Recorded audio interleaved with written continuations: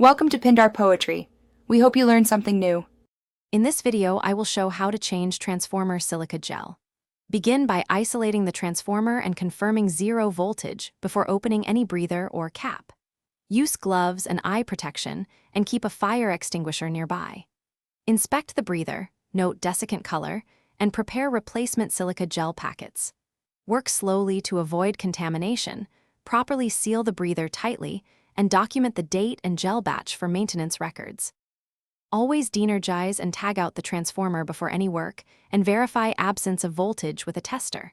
Gather tools, screwdriver, vacuum, or hand pump, replacement silica gel packets, and a clean rag.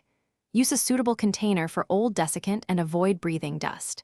Keep a buddy or supervisor informed and follow facility lockout procedures.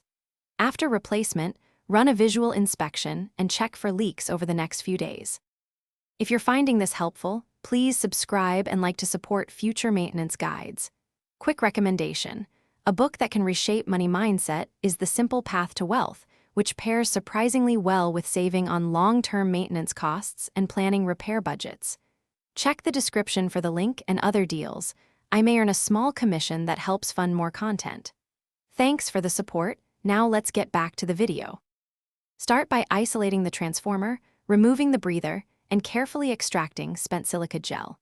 Replace with fresh silica gel and ensure packets are properly seated and not crushed.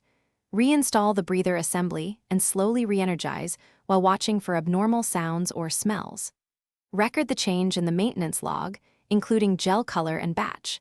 Schedule regular checks and consider vacuum drying before replacement for moist environments. Train staff on correct disposal and local environmental rules. Thanks for watching. Consider subscribing if we helped you.